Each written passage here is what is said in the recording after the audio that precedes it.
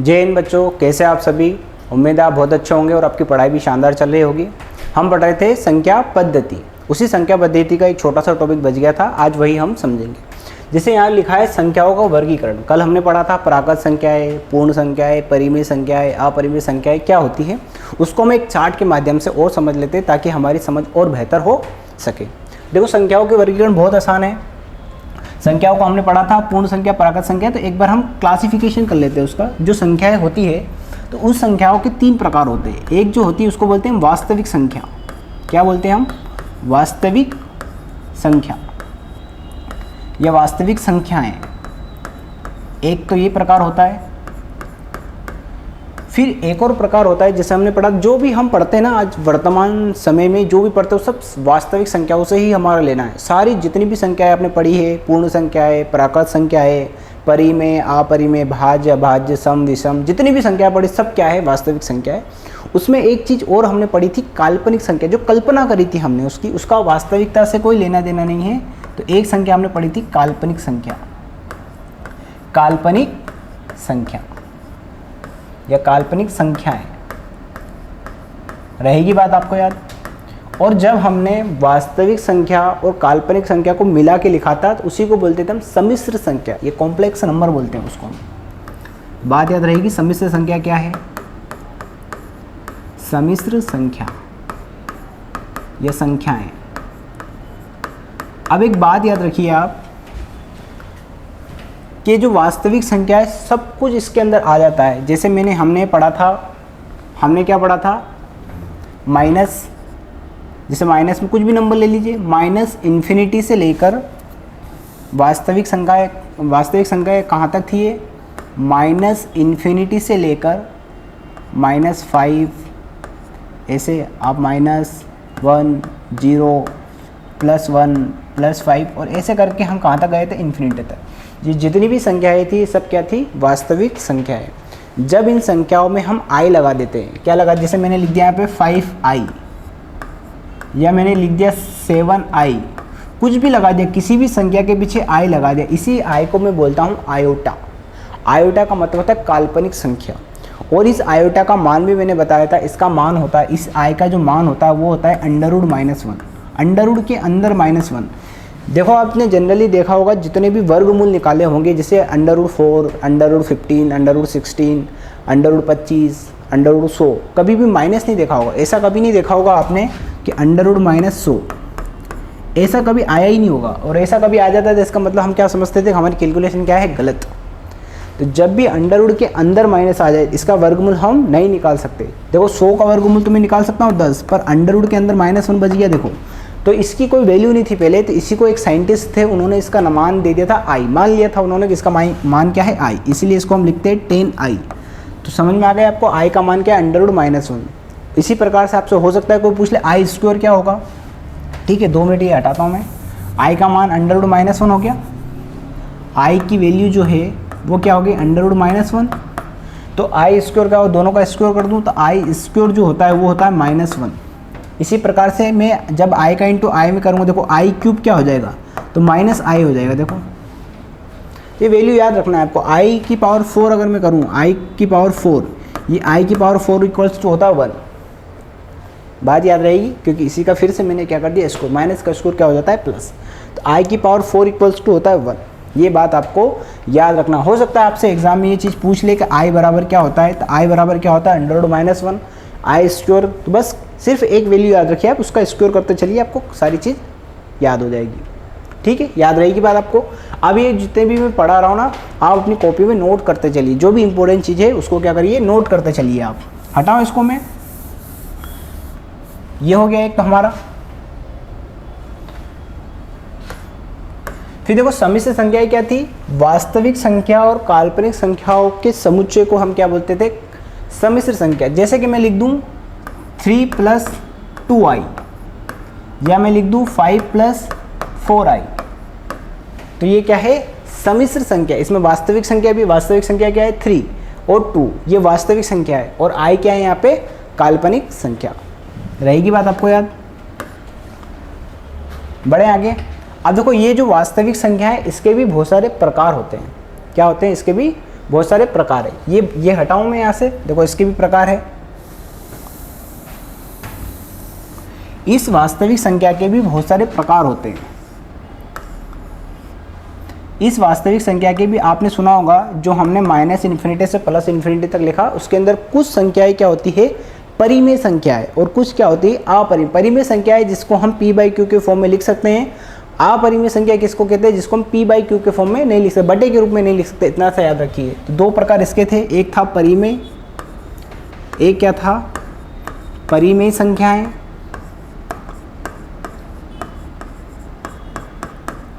एक क्या था, परिमेय संख्याएं। अगर आपसे कोई पूछे परिमेय संख्याएं क्या होती है, तो मैं अभी बताता हूँ आपको। अपरिमेय संख्याएं, ये इसीलिए मैंने पहले आपको परिमेय संख्याएं, अपरिमेय संख्याएं क्या होता है इसीलिए पढ़ाया है, ताकि हमें ये चीज़ें समझ में आए। परिमेय संख्या का मतलब क्या होता है, जिसको हम p/q के फॉर्म में लिख, जैसे कि हमने जो संख्या रेखा नंबर लाइन जो पढ़ा था हमने, जैसे यहाँ पे देख लीजिए आप नंबर लाइन को, ये नंबर लाइन है हमारी, और यहाँ पे हमने बीच में क्या था, 0 था, यहाँ पे क्या था, +1 था, यहाँ पे +2 था, और ऐसे चलते चलते हम कहाँ पे पहुँच गए थे, प्लस इन्फिनिटी तक। इन्फिनिटी का मतलब तो अनंत, जिसका कभी अंत ना हो, ऐसे नंबर चलते जाएंगे। कोई संख्या का अंत है क्या, बस उसमें एक जोड़ते चलो, बढ़ते चलो आगे। इसी प्रकार से हम जब पीछे आते हैं तो यहाँ पे क्या आ जाएगा, -1, यहाँ पे क्या आ जाएगा, -2, ऐसे चलते चलते हम कहाँ तक पहुँच जाएंगे, माइनस इन्फिनिटी, माइनस अनंत तक। ये जो सारी संख्याएं थी, ये क्या थी, वास्तविक संख्या। अब मैंने आपको इसके अंदर बताया था, ये जो संख्या है जैसे 1, 2, ये पूरा अंक है, पूर्ण अंक है, तो इसको क्या बोलते हैं, पूर्णांक। ठीक है। अभी देखो इसके बीच में भी तो कोई नंबर होगा, 1 और 2 के बीच में भी बहुत सारी संख्या होती है, जैसे 1.12, 1.5, 1.7, 1.8, ये जो पॉइंट आया इसी को बोलते हैं हम परिमेय संख्या है, क्योंकि 1.5 को ही मैं लिख सकता हूँ 15/10, 3/2 लिख सकता हूँ। तो देखो 3/2, जिस संख्या को मैं 3/2 के रूप में लिख सकता हूँ उसको क्या बोलता हूँ, परिमेय संख्या। और एक और चीज़ याद रखना, परिमेय संख्या के अंदर पूर्ण संख्या भी आती है, जैसे 1 के बटे में मैं 1 लिख सकता हूँ तो 1 ही होता है, 2 के बटे में कुछ नहीं, इसका मतलब 1 है। किसी भी संख्या को मैं 1 से भाग देता हूँ, कोई फर्क नहीं पड़ता है। तो पूर्ण संख्या भी परिमेय संख्या के अंतर्गत ही आती है। तो परिमेय संख्या क्या आ जाएगी, जैसे मैं लिख दूँ -8, -5, इसके अंदर 0 भी आ जाएगा, क्योंकि परिमेय संख्या के अंदर सब कुछ आ जाता है, 1 भी आ जाएगा, है ना, 5/2 भी आ जाएगा, ऐसी बहुत सारी संख्याएं आ जाती है, 7/2, ये क्या है, सब परिमेय। जैसे जिसके बटे में कुछ नहीं, उसके बटे में क्या लिख दो, 1।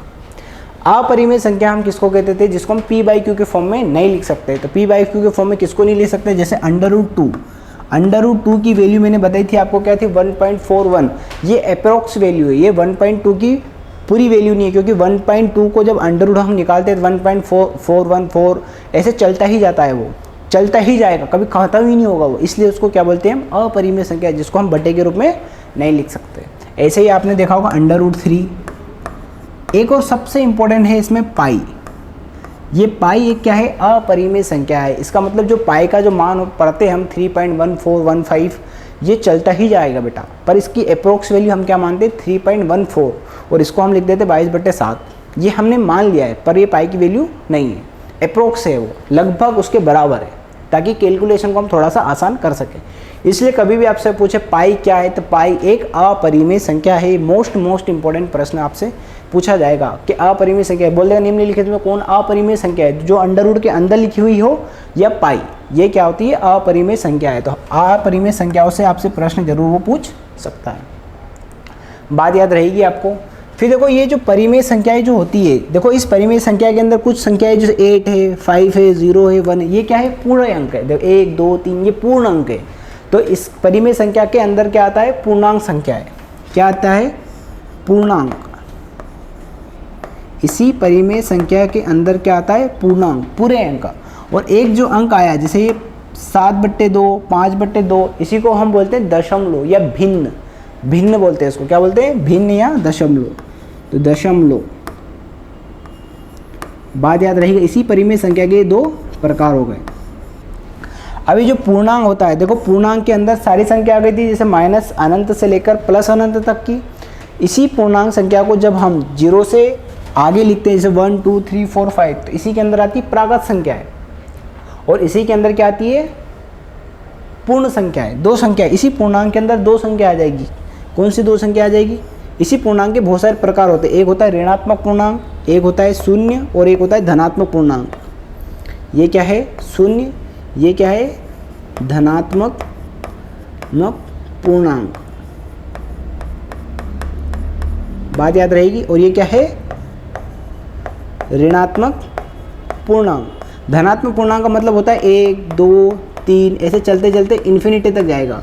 और ये जो ऋणात्मक पूर्णांक होता है ये क्या आएगा, -1, माइनस चलते चलते कहाँ तक पहुँच जाएगा, माइनस इन्फिनिटी तक पहुँच जाएगा। ये बात समझ में आ गई। और ये जो धनात्मक पूर्णांक, इसी को तो देखो मैं प्राकृत संख्या बोलता था कि प्राकृत संख्या क्या है, जो 1 से लेकर अनंत तक हो।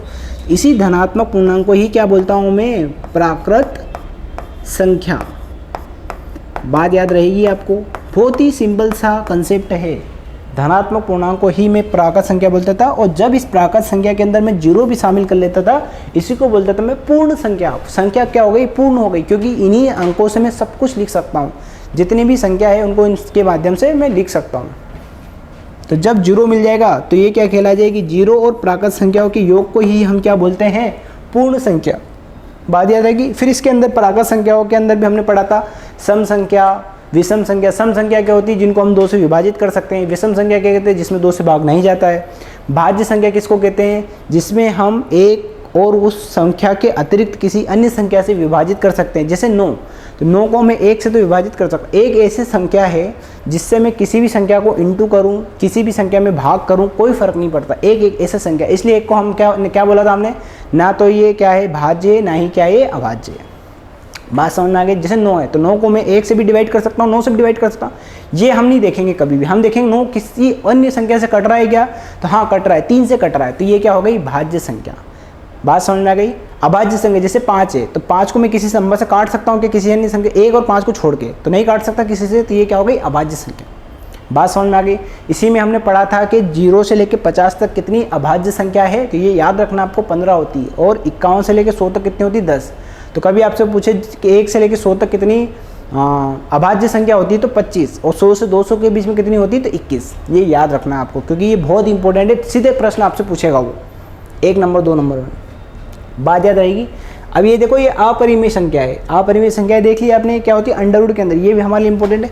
ये जो दशमलव होता है, दशमलव के भी 2 प्रकार होते हैं। क्या होते हैं, 2 प्रकार।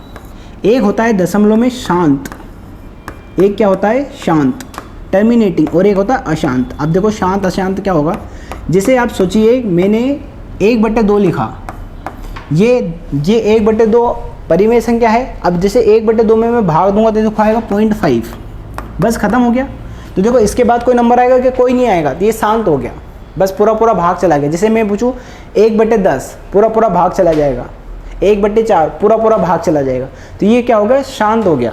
एक होता है अशांत, जैसे आप सोचिए 1/3, 1/3 में आप भाग दीजिए, देखो क्या आएगा, यहाँ आएगा देखो 0.3333 ऐसे चलता ही जाएगा, ये रुकेगा ही नहीं, क्योंकि ख़त्म ही नहीं हो रहा है। तो ये क्या है, अशांत, शांत नहीं हो रहा है। जैसे इसी प्रकार से देखोगे आप 1/9 में जब भाग दोगे तो ये 0.1111 ऐसे चलता ही जाएगा, ये शांत ही नहीं हो रहा है। इसको क्या बोलते हैं, हम अशांत, जिस नंबर को हम शांत नहीं कर सकते। अच्छा, इसमें भी एक प्रकार याद रखो आप, जैसे यहाँ पे नंबर रिपीट हो रहे हैं, तो अशांत नंबर को भी 2 प्रकार में बांटा गया है। एक होता है रिपीट, एक होता है नॉन रिपीट। ये जो हो रहा है ये रिपीट हो रहा है, तो अशांत में भी रिपीट होता है। जैसे ये 0.333 है, और साइंटिस्टों ने इसी चीज़ को शॉर्ट करने के लिए एक मेथड निकाली। उसको उन्होंने बोला जो नंबर रिपीट होते हैं तो इसको उसके ऊपर हम क्या लगा देते हैं, बार। जैसे 0.33 रिपीट हो रहा है ना बार बार, तो बार लगा दिया हमने, तो 0.3 बार। इसी प्रकार से आपके सिलेबस में दे रखा है बार क्या होता है, यही बार है। बात समझ में आ गई। रिपीट हो रहा है इसलिए मैं इसको लिख सकता हूँ, जैसे यहाँ पे क्या हो रहा है 0.111 रिपीट हो रहा है, तो इसको मैं लिख सकता हूँ 0.1 बार। बात याद रहेगी। तो बार का मतलब समझ में आ गया कि वो नंबर रिपीट हो रहा है बार बार, इसीलिए उसको बोलते हैं बार। इसी के अंदर एक और आता है नॉन रिपीट, जो नंबर कभी रिपीट नहीं होता है। जैसे पाई की वैल्यू रिपीट नहीं होती है, पाई की वैल्यू, जैसे इसी के अंदर 2 चीज़ें आ गई, एक तो क्या आ गया रिपीटिंग, एक आएगी नॉन रिपीटिंग। जैसे पाई का मान होता है 3.1415 ऐसे चलता ही जाएगा और रिपीट नहीं होगा, तो इसलिए 3.15 के ऊपर बार नहीं लगा सकते हम। बात याद रहेगी आपको। इसके भी क्या आ गए, 2 प्रकार। ये हमारी संख्याओं के क्या था, वर्गीकरण, क्लासिफिकेशन था। हो सकता है कभी आपसे पूछे, तो ये चार्ट आप जरूर याद रखना, इसके अंदर सारी चीज़ आपकी आ जाएगी। और सबसे इंपॉर्टेंट हमारी संख्या रेखा को अगर आपने याद कर लिया तो आपको सारी चीज़ समझ में आ जाएगी कि जो 0 है इसके बीच में इधर जो है वो प्राकृत संख्या है, प्लस वाली संख्या है, इसके अंदर माइनस वाली। ये जो 1 से लेकर इन्फिनिटी तक थी, इसी को मैं प्राकृत संख्या कहता था। इस प्राकृत संख्या के अंदर जब हमने 0 को शामिल कर दिया, संख्या क्या हो गई, पूर्ण संख्या है। जब इन संख्याओं को हमने ऋणात्मक चिन्ह से इंटू कर दिया, क्या कहलाने लगी, पूर्णांक संख्या है। इन्हीं पूर्णांक संख्याओं के बीच में कुछ भिन्न संख्याएं भी थी, 0.5, 0.125, इसी को बोलते थे हम परिमेय संख्याएं। और परिमेय संख्या, इसके अंदर कुछ अंडर रूट वाली संख्या भी होगी। इन सब को परिमेय अपरिमेय को मिला के बना दिया हमने वास्तविक संख्याएं। और एक होती है काल्पनिक संख्या, जब दोनों को मिला दिया तो क्या बन गया हमारी सम्मिश्र संख्या। बात याद रहेगी आपको यहाँ पे। बड़े आगे आपका कुछ डाउट हो तो आप पूछ सकते हो यहाँ पे। बड़े आगे अब देखो, हम पढ़ेंगे संख्या पद्धति के भी प्रकार होते हैं। जैसे क्या कौन से प्रकार होते हैं, आप 2 मिनट देखिए। संख्या पद्धति के भी कुछ क्या होते हैं, प्रकार होते हैं। संख्या पद्धति के भी कुछ प्रकार होते हैं। तो संख्या पद्धति के भी बहुत सारे प्रकार होते हैं। बेसिकली हम 4 प्रकार पढ़ेंगे। कितने प्रकार पढ़ेंगे? 4 प्रकार पढ़ेंगे। कितने प्रकार पढ़ेंगे?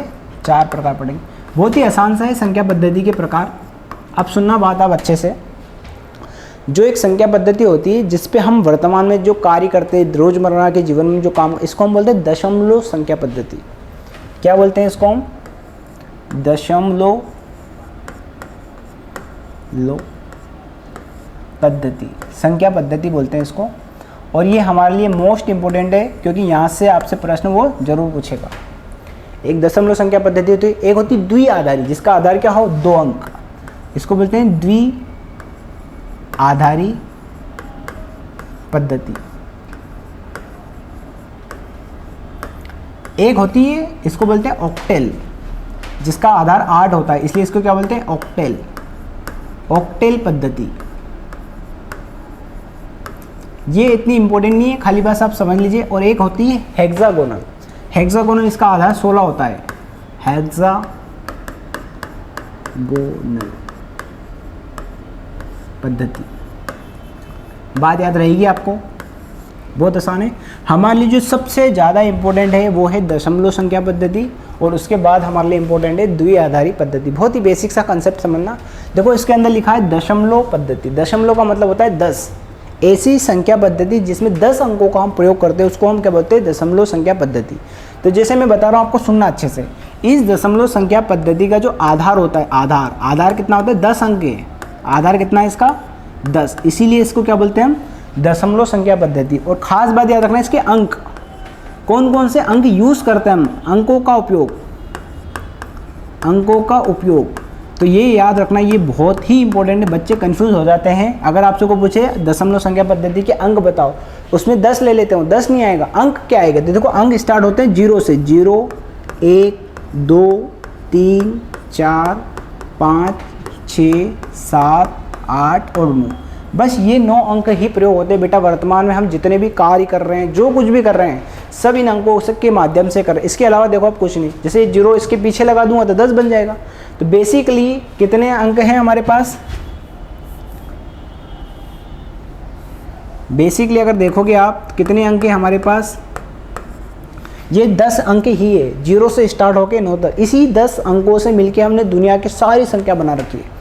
तो जब भी आपसे पूछे दशमलव संख्या पद्धति क्या है, तो दशमलव संख्या पद्धति का आधार क्या होता है? 10। 10 का मतलब उसके अंदर 10 अंक का प्रयोग कर रहे हैं, 10 का उपयोग नहीं कर रहे हैं। 10 अंक है। 10 अंक कौन कौन से? 0, 1, 2, 3, 4, 5, 6, 7, 8, 9। ये बहुत ही इंपॉर्टेंट है। आपसे यहाँ से एक प्रश्न वो पूछ सकता है कि दशमलव संख्या पद्धति हम किन अंकों का प्रयोग करते हैं। हो सकता है वहाँ पे 10 लिखा आ जाए, और बहुत सारे बच्चे बोले अच्छा कितना आसान है, दशमलव में 10 का प्रयोग करेंगे। 10 का प्रयोग नहीं करते बेटा, ये अंक है, ये अंक का हम प्रयोग करते हैं। बात याद रहेगी।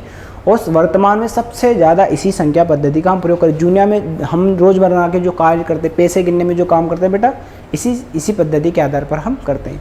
इसी दशमलव पद्धति की भी बहुत सारी पद्धतियाँ, प्रकार होते हैं। जैसे आपने पढ़ा होगा हिंदू अरबी संख्या पद्धति, आपने पढ़ा होगा अंतर्राष्ट्रीय संख्या पद्धति, इसी संख्या पद्धति पे आधारित है वो। एक पढ़ा होगा आपने रोमन संख्या पद्धति, इसी संख्या पद्धति के प्रकार है, जो हम आगे नेक्स्ट लेक्चर में इनको पढ़ेंगे। बात याद रहेगी, ये भी हमारे लिए बहुत इंपॉर्टेंट है। हिंदू अरबी संख्या पद्धति, रोमन संख्या पद्धति, अंतर्राष्ट्रीय संख्या पद्धति, ये बहुत ही इंपॉर्टेंट है। यहाँ से 1-2 प्रश्न आपको देखने को जरूर मिलेंगे, बहुत आसान है। द्विआधारी संख्या पद्धति का जो आधार होता है वो होता है 2।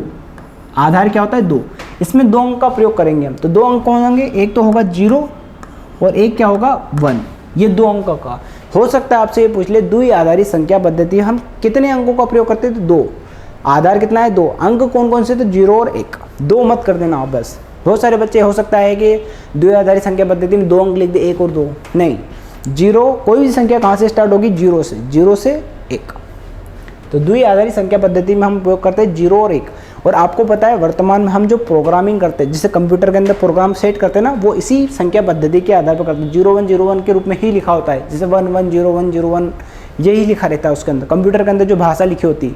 इसी द्विआधारी संख्या पद्धति का प्रयोग हम किस में करते हैं बेटा, याद रहेगा आपको, किस में करते हैं, कंप्यूटर प्रोग्रामिंग में। कंप्यूटर प्रोग्रामिंग में या मशीन लर्निंग जितनी भी चीज़ें कंप्यूटर वाली, सब में किसका प्रयोग करेंगे, द्विआधारी संख्या। इस दशमलव संख्या पद्धति का प्रयोग नहीं करते हम, इस संख्या पद्धति का हम प्रयोग करते हैं। बात याद रहेगी, इस संख्या पद्धति का प्रयोग कहाँ पे करते हैं हम, रोजमर्रा की चीज़ों में। ये संख्या पद्धति हमारे बहुत ज़्यादा काम की नहीं आती, पर फिर भी पूछ ले आपसे कि अच्छा ऑक्टेल संख्या पद्धति का आधार क्या है, तो ऑक्टेल का मतलब होता है 8, आधार कितना है इसका 8, मतलब इसमें 8 संख्या यूज़ करेंगे। तो अंक कौन कौन से होंगे बेटा, तो बहुत सिंपल है, 0 से लेकर 7 तक, 0 1 2 3 4 5 6 और 7, ये याद रखना आपको, बहुत सिंपल सा है। यहाँ से आपसे ज़्यादा प्रश्न नहीं पूछेंगे, इनका प्रयोग भी हम कंप्यूटर भाषा में करते हैं। फिर देखो हेक्सागोनल का मतलब भी होता है 16। तो देखो यहाँ पे हम कौन से अंकों का प्रयोग करते हैं, ये इंपॉर्टेंट है। तो देखो 0 से लगाकर 9 तक अंक यूज़ करेंगे हम, 0 1 2 3 4 5 6 7 8 9। अब यहाँ पे 10 मत लिख देना, बहुत सारे बच्चे हो सकते हैं 16 तक जाने के लिए 10 11 12 13 14 और 15 लिख दे, नहीं, सिर्फ 9 तक आना है आपको। इसके बाद हम जो अंक यूज़ करते हैं वो ABCD यूज़ करते हैं। 9 के बाद आएगा A B C D E और F, ये यूज़ करता है। ये याद रखना है बस आपको कि हेक्सागोनल संख्या पद्धति का आधार 16 होता है। कौन कौन से अंक यूज़ करते हैं, तो 0 1 2 3 4 6 7 8 9 तक, 10 मत आ जाना आप, क्योंकि 10 इन्हीं अंकों से मिल के बना है बेटा। उसके बाद हम क्या यूज़ करते हैं, A B C D E F। A का मतलब होता है 10 11, ये 10 हो गया, 11 12 13 14 15 और 16, ये 16 अंक हो गए उसके अंदर। बात याद रहेगी। तो हमारे लिए सबसे इंपॉर्टेंट कौन सी संख्या पद्धति है, दशमलव संख्या पद्धति है, और द्विआधारी संख्या पद्धति कंप्यूटर भाषा में प्रयोग की जाती है। इन दोनों संख्या पद्धति से प्रश्न बनने की संभावना ज़्यादा है। द्विआधारी संख्या पद्धति में किस अंकों का योग करते हैं हम, 0 और 1, याद रहेगी बात आपको। बड़े आगे क्लियर है, कोई डाउट है आपका यहाँ तक? अगर कोई डाउट हो तो आप पूछ सकते हो, कोई डाउट नहीं है आपका? बढ़े आगे। अब हम कुछ प्रश्न करेंगे इन संख्या पद्धति के आधार पर। हो सकता है आपसे प्रश्न पूछे वो कुछ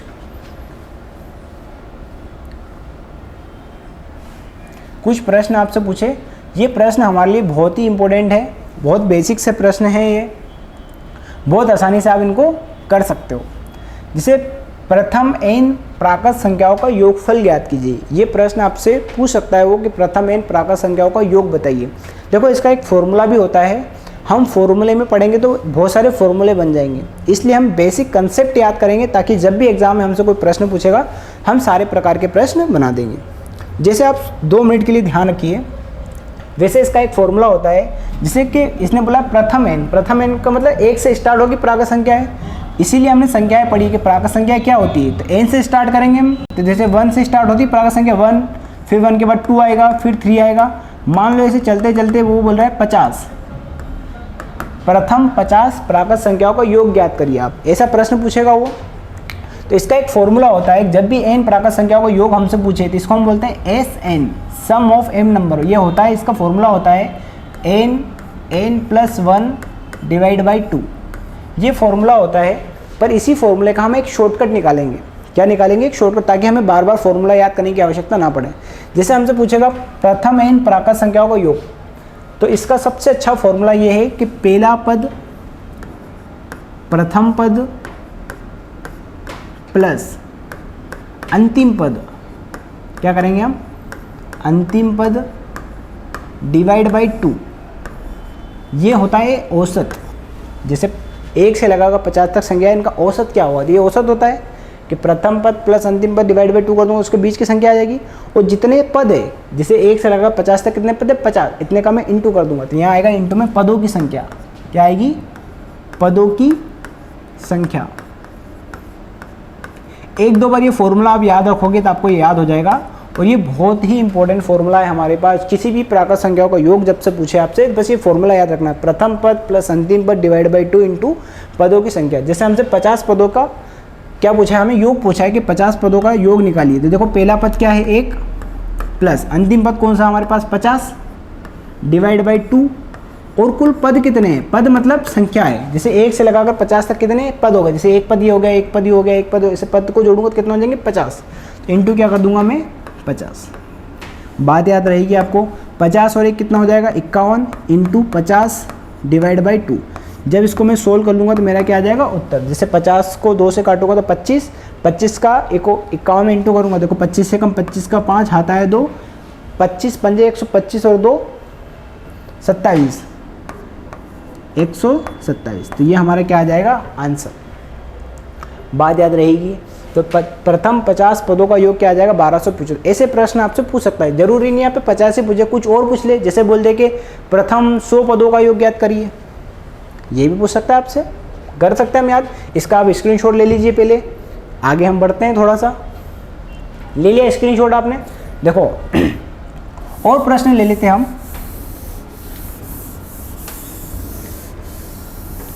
और प्रश्न ले लेते हैं हम, ये एक फॉर्मूला आपने लिख लिया, और प्रश्न ले लेते हैं, जैसे कि 1 प्लस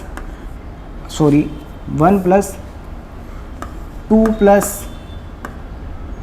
3 प्लस ऐसे डैश डैश डैश डैश, मान लो कि आपसे वो पूछ रहा है 99 तक, इसका योग याद करिए कितना योग होगा, इन सबको जोड़िए। तो क्या आप जोड़ सकते हो इसे 1 प्लस 2 प्लस 1 प्लस 2 3 और 2 3 और 3 6 से जोड़ सकते हो क्या, बहुत कठिन काम है। तो इसको डायरेक्ट हम क्या लिखेंगे, प्रथम पद क्या है 1 प्लस अंतिम पद क्या है 99 डिवाइड बाई क्या करेंगे 2 इंटू क्या आएगा पदों की संख्या। पद कितने हैं, जैसे 1 से लेकर 99 तक पद कितने होंगे 99, तो पदों की संख्या कितनी आ जाएगी 99, बस इंटू कर लेंगे।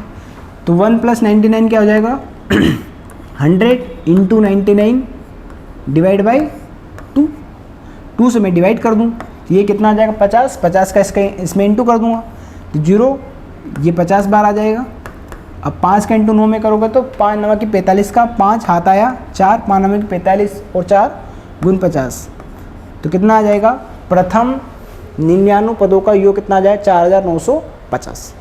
बात याद रहेगी आपको, ये बेसिक कंसेप्ट समझ में आ गया। अब देखो इसमें मैं एक और कंसेप्ट आपको बताता हूँ, इसका स्क्रीनशॉट ले लीजिए आप। बढ़े आगे देखो, हो सकता है कि नंबर 1 से स्टार्ट ना हो के 20 से स्टार्ट हो जाए। मान लो संख्या स्टार्ट हो गई है 21 से स्टार्ट, मान लो 21 प्लस 22 प्लस 23 प्लस ऐसे dash dash dash dash dash, मान लो कि 100 तक जा रही है। इसका योग ज्ञात करिए। अब इसका योग कैसे ज्ञात करेंगे आप, तो देखो इसके दो तरीके हो सकते हैं, या तो मैं 1 से लगाकर 100 तक जो योग है वो निकाल लूँ और 20 तक जो संख्या है उसको माइनस कर दूँ, तो भी मैं योग निकाल सकता हूँ, या इसका एक शॉर्टकट भी निकाल सकता हूँ। शॉर्टकट के साथ हमने फॉर्मूला क्या पढ़ा था, प्रथम पद प्लस अंतिम पद का योग। तो प्रथम पद क्या है यहाँ पे 21 प्लस अंतिम पद कितना है 100 डिवाइड बाई 2, बात याद रहेगी।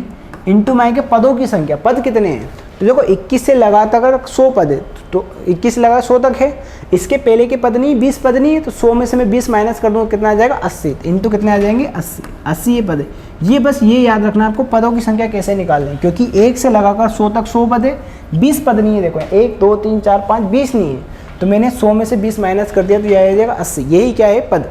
बस इतना सा काम आपको करना है, हमारा आंसर आ जाएगा। तो देखो इसको जोड़ूंगा मैं, 100 में 21 को जोड़ूंगा तो 121 इंटू, अब देखो 2 से 80 को काट दिया तो क्या आ जाएगा 40, इंटू में करूँगा देखो 0 का 0 है, 4 का इंटू 1 में करूँगा तो 4 का इंटू 2 में करूँगा 4 दूना 8 और 4 का इंटू 1 में करूँगा तो 4, तो 4840 हमारा क्या आ जाएगा अभिष्ट उत्तर।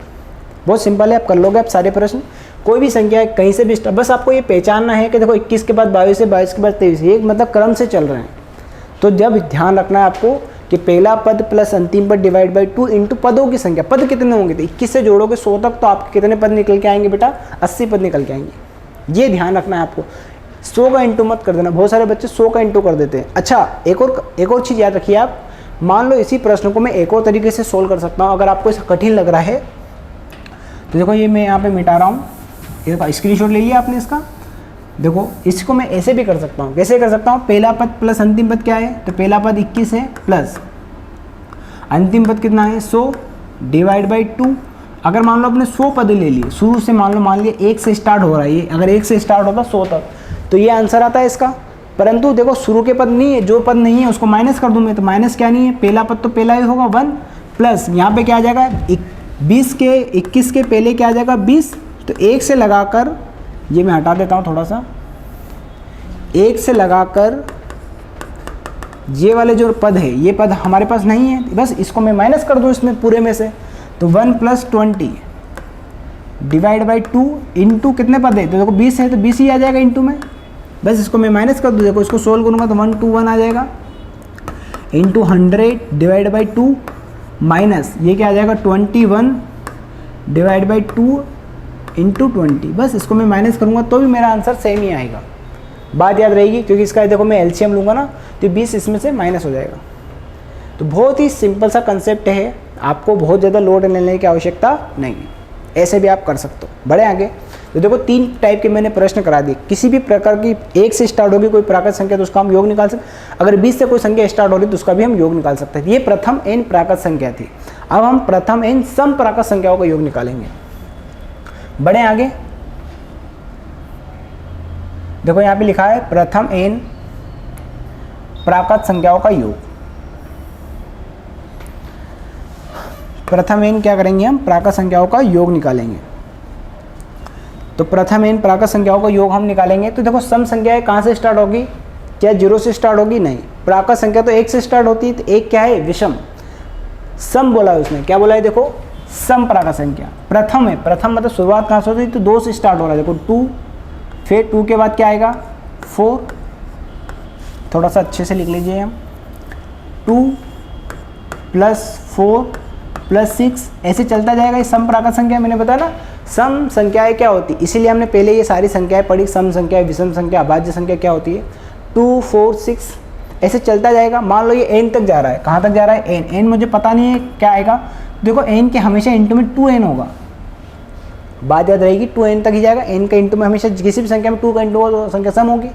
तो सम प्राकृत संख्या का जो योग होता है बेटा, तो देखो आपने जो फॉर्मूला पढ़ा था, जो फॉर्मूला हमने पढ़ा था n प्लस 1 डिवाइड बाई 2 पढ़ा था हमने, अब उसी में 2 का इंटू कर दो तो सम प्राकृत संख्याओं का योग आ जाएगा। देखो 2 से 2 कट जाएगा, तो सम प्राकृत संख्याओं का योग का जो फॉर्मूला बनेगा वो बनेगा n इंटू n प्लस 1, बात याद रहेगी, ये वाला फॉर्मूला बनेगा। अब देखो इसी फॉर्मूले को हम और शॉर्टकट कर देते हैं, जिसे वहाँ हम पढ़ रहे थे प्रथम पद प्लस अंतिम पद डिवाइड बाई 2 इंटू पदों की संख्या। तो देखो पदों की संख्या क्या हो जाएगी, वहाँ पे डबल आधी हो जाएगी। तो देखो यहाँ पे हम जब फॉर्मूला इसका बनाएंगे तो प्रथम n प्राकृत संख्याओं का योग, तो n प्राकृत संख्याओं का योग क्या होता है n प्लस 1। अब जैसे मान लीजिए प्रथम 50 तक जा रहा है, अगर आपसे ऐसा बोल दे वो, जैसे यहाँ पे नंबर लिखा 2 4 6 50, या ऐसा करिए आप 2 मिनट के लिए, क्वेश्चन में ये बोल दे वो कि प्रथम n 50 संख्याओं का योग ज्ञात, प्रथम सम संख्याओं का योग ज्ञात करिए। जब ऐसा बोले 50 सम संख्या है तो n का मान कितना हो जाएगा यहाँ पे 50। अगर आप फॉर्मूले में रखोगे मान, तो देखो n का मतलब होता है n और n प्लस 1 मतलब 51, बात याद रहेगी। इसका आप इंटू कर लेना, तो इसका जो आंसर आएगा क्या आएगा, जैसे इसका इंटू करूँगा मैं तो 0, 5 का इंटू 1 में करूँगा तो 5, 5 का इंटू 2 में करूँगा तो क्या आ जाएगा 25, तो 2550 इसका कुल क्या आ जाएगा आंसर। प्रथम n सम प्राकृत संख्याओं का योग कितना आ जाएगा 2550, उस फॉर्मूले से आ जाएगा। परंतु अब देखो थोड़ा सा समझना अच्छे से बात, आप मान लो ऐसा लिखा है हमारे पास 2 plus 4 plus 6 plus dash dash dash dash 50। अब देखो थोड़ा सा समझना आप इस बात, इसका योग पूछ रहा है हमसे कि इसका योग बताइए, वो बोलेगा नहीं आपको कि सम संख्या है कि विषम संख्या है क्या है, वो सिर्फ इसने प्रश्न दे दिया उसने, वो बोला इसका योग ज्ञात करिए, इसके बराबर क्या होगा ये बताइए। तो आपको खुद पहचानना पड़ेगा ये संख्या कैसी सम प्राकृत संख्या है, ये आपको पता करना पड़ेगा। कैसे, क्योंकि 2 4 2 के बाद 4 4 के बाद 6 आ रहा है। अच्छा, इसका हमें आंसर निकालना है, तो देखो हमारा जो फॉर्मूला था रामबाण फॉर्मूला क्या था, अंतिम पद प्लस प्रथम पद प्लस अंतिम पद अंतिम पद डिवाइड बाई 2 इंटू क्या पढ़ रहे थे हम, n। n मतलब पदों की संख्या, पदों की संख्या। अब सुनना बात, ये अच्छे से समझना, आप थोड़ा सा समझने की बात है यहाँ पे। जैसे हमसे ये पूछा है तो देखो प्रथम पद क्या है इसमें 2, तो 2 प्लस अंतिम पद कितना है हमारे पास, देखो 50। प्रथम पद 2 है, अंतिम पद कितना है देखो 50 डिवाइड बाई 2। अब देखो इसमें सबसे इम्पोर्टेंट बात है पदों की संख्या क्या है। तो देखो जब भी आपको पदों की संख्या निकालना है तो आप खुद बताइए, जैसे पहला पद ये दूसरा पद है, ये तीसरा पद है, तो सीधी सी बात सुनिए, पहला पद में 2 आ रहा है, दूसरे पद में 4 आ रहा है, मतलब तीसरे पद में 6 आ रहा है, मतलब जो दिख रहा है उसका आधा क्या है पद। जैसे 50 यहाँ पे दिख रहा है तो इसका आधा क्या होगा मेरा पद, 50 का आधा क्या होगा बेटा 25।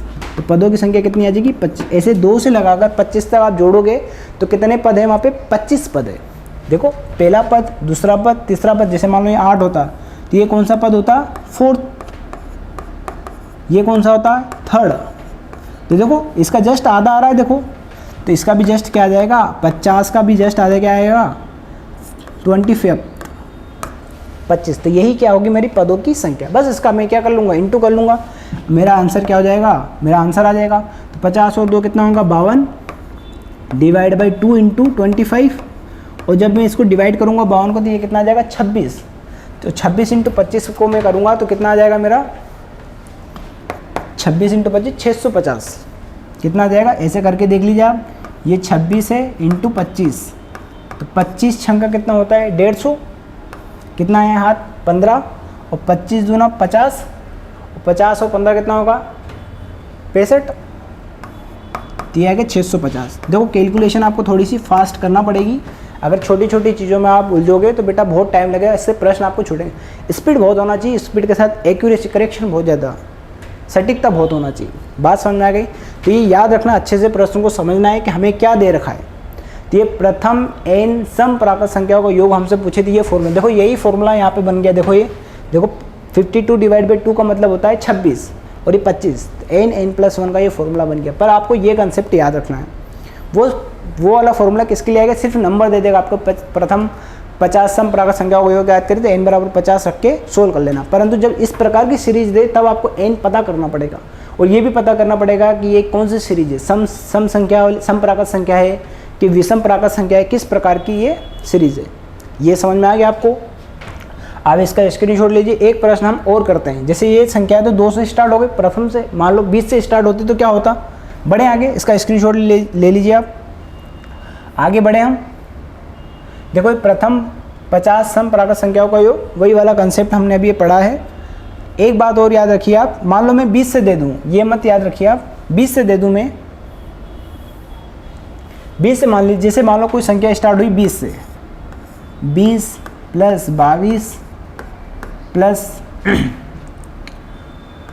22 के बाद क्या आएगा 24 प्लस, ऐसे डेज चलते चलते मान लो 100 तक गई है। इसका योग ज्ञात करिए आप। क्या बोल रहा है वो, इसका योग ज्ञात करिए आप। इसका मुझे अगर योग ज्ञात करना होगा, देखो मुझे सबसे पहले ये पता करना पड़ेगा कि प्रथम पद क्या है यहाँ पे 20, अंतिम पद क्या है 100। तो प्रथम पद प्लस अंतिम पद डिवाइड बाई 2, मेरा यही फॉर्मूला बोल रहा है, इनटू। अब यहाँ की पदों की संख्या, ये खास बात है, पद कितने इसमें, जैसे पहला पद ये कौन सा पद है, फर्स्ट क्रम में, ये क्या है प्रथम पद, ये क्या है सेकेंड पद, ये क्या है थर्ड। तो देखो ये वाला पद कौन सा होगा, ये पता मुझे करना है। तो देखो इसको पता करने के लिए आपको क्या करना पड़ेगा, जैसे मान लो कि अगर ये सीरीज अगर 2 से स्टार्ट होती 100 तक जाती तो कुल कितने पद होते, 100 का मैं आधा कर देता 50। 2 मिनट सोचने वाली बात है। n बराबर क्या आ जाएगा 50, पर ये 2 से तो स्टार्ट हुई नहीं है, कहाँ से स्टार्ट हुई 20 से, मतलब इसके पहले क्या था 2 प्लस लेके कहाँ तक था, ये 18 तक था। ये जो पद है इनको मैं माइनस कर दूँ तो 18 तक अगर पद होगा तो कितने पद होंगे, ये 9 पद होंगे। देखो 9 का आधा, तो 50 में से मैं क्या कर दूंगा 9 को माइनस कर दूंगा, तो कितने बचेगा बेटा, ये आ जाएगा 41। बात समझ में आ गई। तो कितने पद है 20 से लेकर 100 तक कुल कितने पद है 41 पद है।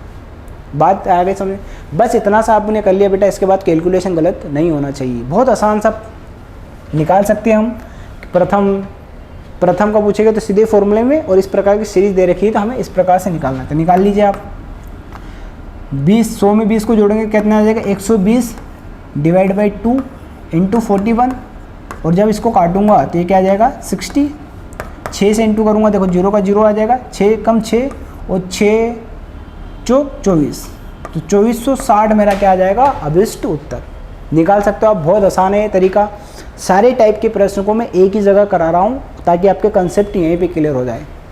बढ़े आगे। इसी प्रकार से हम विषम संख्याओं का योग भी ज्ञात करेंगे। इसका स्क्रीनशॉट ले लीजिए आप। आपको कोई डाउट हो तो आप पूछ सकते हो यहाँ पे। कोई डाउट है आपको? कोई डाउट है आपको? नहीं है? बढ़े आगे। इसी प्रकार से देखो एक और प्रश्न हमारे पास बनेगा, विषम प्राकृत संख्याओं का योग। ये भी बहुत ही इंपॉर्टेंट है हमारे लिए। जैसे यहाँ पूछ रहा है प्रथम n विषम प्राकृत संख्याओं का योग, तो आप खुद बताइए मुझे विषम संख्या कहाँ से स्टार्ट होती है। देखो विषम संख्या स्टार्ट होती है 1 से। 1 के बाद क्या आएगा 3, फिर 3 के बाद क्या आएगा 5, फिर क्या आएगा 7, ऐसे चलते चलते चलते चलते ये कहाँ तक जाएगी, तो 2n-1, जैसे वहाँ पे पढ़ा था हमने 2n, सम संख्या में 2n पढ़ा था। 2 में से डबल कर को उसमें से 1 घटा दूँ, ये हमेशा विषम पद आएगा। और इसका जो सम होता है, वो सम जो होता है वो होता है n स्क्वायर। ये फॉर्मूला इसका होता है। जैसे मैं आपसे पूछूं कि प्रथम 50 विषम संख्याओं का योग ज्ञात कीजिए, क्या बोला मैंने, प्रथम 50 विषम संख्याओं का योग ज्ञात करिए, तो n की वैल्यू कितनी हो गई हमारे पास 50। n की वैल्यू कितनी हो गई हमारे पास 50। बस इसमें फॉर्मूले में मान रख दूंगा, तो 50 इंटू 50, ये कितना आ जाएगा 55 25। ये हमारा क्या आ जाएगा अभिष्ट उत्तर। बात याद रहेगी आपको। प्रथम 50 संख्याओं का योग ज्ञात करना है। अगर आपको प्रथम 50 n विषम प्राकृत संख्याओं का योग ज्ञात करना है, तो n बराबर क्या रखना है 50, और इसका फॉर्मूला क्या होता है n स्क्वायर। अगर हम हमसे मान लो सीरीज में पूछ ले, वो ये याद रहेगा आपको। अगर सीरीज में पूछ ले, वो सीरीज में किस टाइप से, जैसे पूछे 1 + 3 + 5 + डेश डेश डेश डेश, मान लो ये आएगा 49 तक, इसका योग ज्ञात करिए आप। अब अच्छे से समझना आप। तो देखो इसका भी फॉर्मूला वही लेंगे हम, प्रथम पद प्लस अंतिम पद डिवाइड बाई 2 इंटू पदों की संख्या। ये रामबाण फॉर्मूला है। तो देखो प्रथम पद क्या है यहाँ पे 1, प्लस अंतिम पद कितना है, देखो प्रथम पद 1, अंतिम पद कितना है देखो 49, तो 49 डिवाइड बाई 2 इंटू माएगी पदों की संख्या। अब मुझे बताइए आप कि कुल कितने पद हैं यहाँ पे। देखो 1 से लगाकर 49 तक अगर पूरी संख्या होती है 1 2 3 4 5, तो 49 पद होते हैं। परंतु इन 49 में कुछ सम संख्या है, कुछ विषम संख्या है। बात समझ में आ गई। तो विषम पद कितने हैं, देखो ये जो 1 है ये क्या है फर्स्ट पद है, और जो थर्ड है ये क्या है सेकेंड पद है, ये जो फिफ्थ है ये क्या है थर्ड पद है। तो 49 वाला कौन सा पद है, तो 49 को हमें निकालने के लिए क्या करना पड़ेगा, देखो यहाँ पे फिफ्थ में देखो थर्ड आया, मतलब 5 में 1 जोड़ूंगा 6, 6 का आधा 3। जैसे यहाँ पे मैंने निकाला ये कौन सा पद है तीसरा, तो 3 में 1 जोड़ूंगा 4 और उसका आधा करूंगा तो 2। इससे का मतलब ये हुआ कि 49 में मैं 1 जोड़ूंगा कितना आएगा 50, और उसका आधा करूंगा, 50 का आधा कितना होगा 25। मतलब ये कौन सा है 25th पद। n की वैल्यू कितनी आ गई बेटा यहाँ पे 25th 25। दोनों चीज़ को समझना है अच्छे से। ये n की वैल्यू निकालना बहुत आसान है बेटा, इंटू 49 का मत कर देना आप, नहीं तो गलत हो जाएगा वो। तो इंटू क्या आ जाएगा 25। बात समझ आ गई। सम संख्या में हम क्या कर रहे थे, उसका आधा कर रहे थे। जैसे सम संख्या यहाँ पे 50 होती है तो उसका आधा कर लेते तो 25 आ जाता। विषम संख्या में क्या करते हैं, पहले एक प्लस करते हैं फिर आधा करते हैं, क्योंकि देखो कभी भी पॉइंट में n की वैल्यू पॉइंट में मत ले लेना आप। बात समझना, n की वैल्यू पूर्णांक होगी, पूर्णांक होगी वो, ये बात आपको याद रखना है। इसको सोल्व कर लेंगे हम, इसको क्या कर लेंगे हम सोल्व कर लेंगे। n बराबर हो गया 25। तो देखो इसको सोल्व करेंगे तो क्या आ जाएगा 50/2 इंटू 25। तो देखो 50 को 2 से डिवाइड करूँगा, देखो 25 आ जाएगा। 25 इंटू 25 क्या आ जाएगा 25 का स्क्वायर, 25 का स्क्वायर। देखो ये भी फॉर्मूले में भी हमने यही लिखा n स्क्वायर मतलब 25 का स्क्वायर, या तो ऐसे भी याद कर सकते हो आप। तो इससे क्या करना पड़ेगा आपको फॉर्मूला याद करना पड़ेगा। और इसमें क्या है आपको कंसेप्ट है कि प्रथम पद प्लस अंतिम पद डिवाइड बाई 2 इंटू पदों की संख्या। ये सब चीज़ में काम करेगा। सम है, विषम है, लगातार प्राकृत संख्या है, कोई लेना देना नहीं, बस फॉर्मूला याद करना है और n पदों की संख्या को आपको याद करने का कंसेप्ट पता होना चाहिए बस। बात समझ में आ गई। सम संख्या होती है तो हम उसमें 2 का डिवाइड कर देते, विषम संख्या होती है पहले एक प्लस करेंगे फिर डिवाइड करेंगे। बात समझ में आ जाएगी आपको। 25 इंटू 25 होता है 625 बेटा। तो दोनों में फ़र्क है। देखो यहाँ पे हमने 1 से लेकर 49 तक जो संख्या ली है उसमें 25 पद है, तो 49 तक का योग 625 है। परंतु ऊपर मैंने क्या बोला था, आप प्रथम 50 विषम प्राकृत संख्याओं का योग निकाला था, वो अलग आया था। देखो हमारा आंसर। तो प्रश्नों को अच्छे से पढ़ना है, समझना है, फिर हमें जवाब देना है। और सबसे बड़ी चीज़ है प्रैक्टिस। आप इन प्रश्नों की जितनी ज़्यादा प्रैक्टिस करेंगे उतना ज़्यादा अच्छा है, क्योंकि प्रैक्टिस से हमारे कॉन्सेप्ट जो होते हैं बूस्ट होते, मजबूत होते, ताकि एग्जाम में हम जब प्रश्न आए तो वहाँ पे कोई गलती ना करें। बढ़े आगे, आप इसका स्क्रीनशॉट ले लीजिए। जैसे यही पूछा है प्रथम 50 विषम प्राकृत संख्याओं का योगफल। अच्छा, आप यहाँ पे ऐसा करिए, आप यहाँ पे प्रथम 100 ले लीजिए। आप क्या करिए, आप 100 ले लीजिए। क्या करिए, 100 ले लीजिए, क्योंकि 50 का तो हम देख चुके हैं। 100 ले लीजिए कि प्रथम 100 विषम प्राकृत संख्याओं का योग ज्ञात करिए। तो उसने खुद दे दिया गया 100 पद कितने, 100। n की वैल्यू कितनी है, 100। और हमें पता है कि प्रथम n विषम संख्याओं का योग जो होता है वो होता है n²। तो बस निकाल सकता हूँ मैं n² से 100 इंटू 100 n² है ना, बस सिंपल सा है। कितना आ जाएगा, 4 0, 10,000 आ जाएगा, इकाई 10, सैकड़ा 1000, 10,000। तो प्रथम 100 विषम प्राकृत संख्याओं का योगफल कितना आ जाएगा, 1000। बात याद रहेगी आपको। बढ़े आगे, बहुत ही सिंपल सा कंसेप्ट है, ये भी बहुत इंपॉर्टेंट हमारे लिए प्रश्न है। वो बोल रहा है प्रथम n प्राकृत संख्याओं का गुणनफल ज्ञात करें। अभी हम योग ज्ञात कर रहे थे, अब गुणनफल का मतलब क्या होता है, 1 इंटू 2 इंटू 3 इंटू 4, ऐसे इंटू चलता जाएगा। ये इंटू है, इंटू n, यही बोल रहा है वो कि प्रथम n प्राकृत संख्याओं का योगफल क्या होगा, गुणनफल क्या होगा। तो जब हम 1 2 3 4 5 6 7 8 9 तक गुणा करते हैं, इसी चीज़ को हम फैक्टोरियल बोलते हैं। क्या बोलते हैं, फैक्टोरियल। इसको लिखते हैं इस टाइप से, फैक्टोरियल n, या इसी चीज़ को हम लिखते हैं फैक्टोरियल n। दोनों प्रकार से जब भी आ जाए इस टाइप से, तो इसका ये फॉर्मूला होता है, फैक्टोरियल n बराबर होता है n फैक्टोरियल। इसी चीज़ को मैं लिख सकता हूँ फैक्टोरियल n। अब सुनना बात, मान लो इसका उल्टा दे दे, वो बोल दे फैक्टोरियल 4 का मान ज्ञात करिए। ये अंडर रूट अलग होता है बेटा, अंडर रूट ऐसा होता है, ये ऐसा है, दोनों का ध्यान रखना है आपको। ये फैक्टोरियल 4 है, या इसी को मैं लिखूँ फैक्टोरियल 4।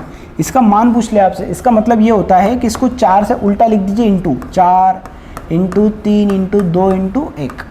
जीरो मत लिख देना आप, किसी भी संख्या में जीरो का इंटू करना, पूरी संख्या ही जीरो हो गई बेटा, चौपट हो जाएगा।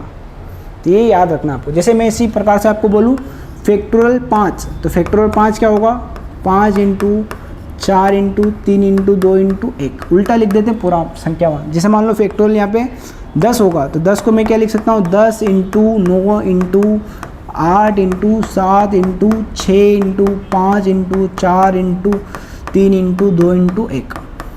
ये याद हो जाना है। तो बस बहुत सिंपल से आप इंटू कर लीजिए इसमें। देखो 2 एकम 2 का इंटू, 1 का इंटू किसी में करो वही आएगा। 2 तिया क्या है, 6, 6 चो क्या आ जाएगा, 24। अच्छा 5 का इंटू कर दूंगा, देखो इसी 24 में 5 का इंटू कर दूँ मैं, तो फैक्टोरियल 5 आएगा। देखो 5 चौक 20 की शून्य, हाथ आया 2, और 5 दूना 10 और 2 12, तो कितना आ जाएगा 120। इसी प्रकार से इसका भी हम इंटू कर लेंगे। बात याद रहेगी आपको।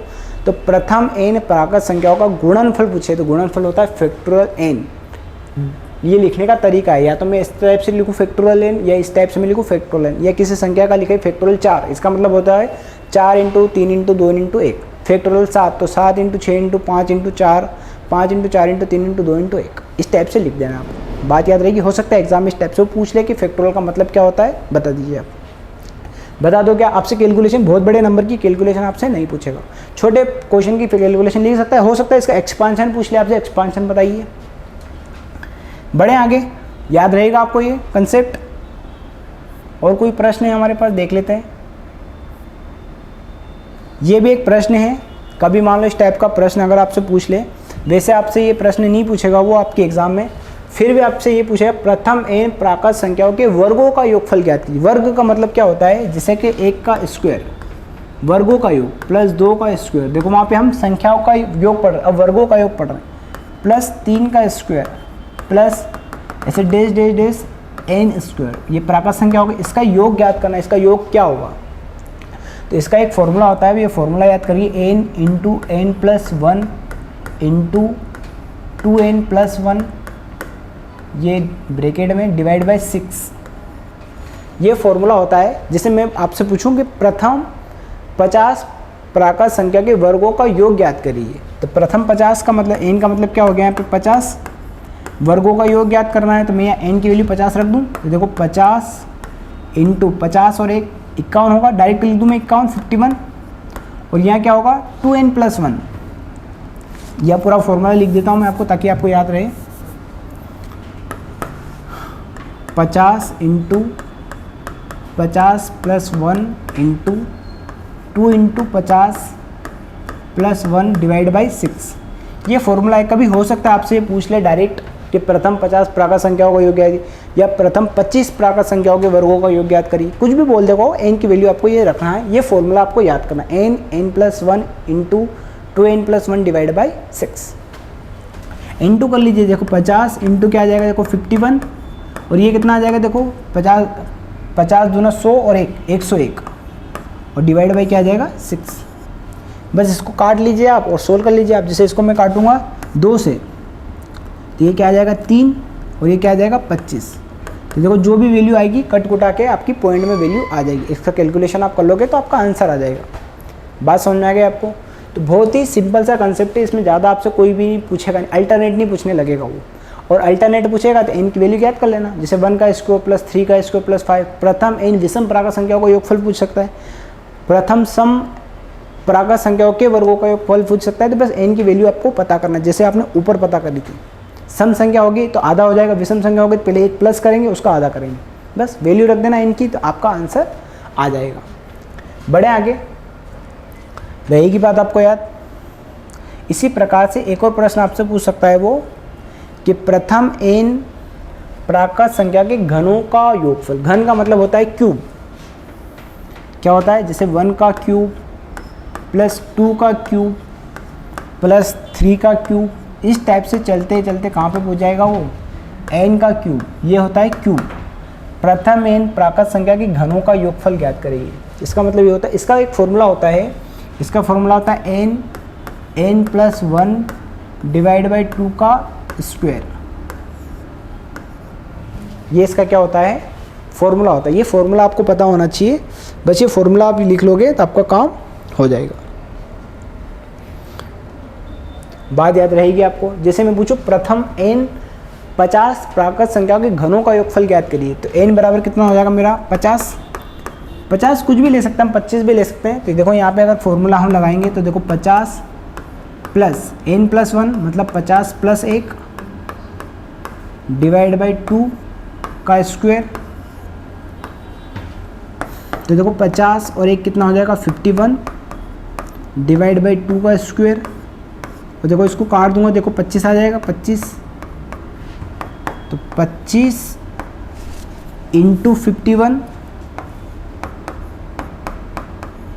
डिवाइड बाई, डिवाइड नहीं होगा क्योंकि 2 कट गया, इंटू स्क्वायर, इसका जो भी इंटू करूंगा उसका क्या आ जाएगा मेरा स्क्वायर। बस इसको मैं सोल्व कर लूँगा, मेरा क्या आ जाएगा आंसर। इसलिए आप याद रखना जब घनों का योगफल पूछे तो क्या आएगा उसका आंसर n + 1 डिवाइड बाई 2 का होल स्क्वायर। अगर वर्गों का योग पूछे तो क्या आएगा n + 1 2n + 1 डिवाइड बाई 6। ये 3 फॉर्मूले आपको याद रखना है, याद रहेगी बात आपको। बेसिक जो हमने ऊपर पढ़ा है उस प्रकार के प्रश्न पूछने की संभावना ज़्यादा है। आज के लिए इतना ही दोस्तों, जय हिंद जय भारत।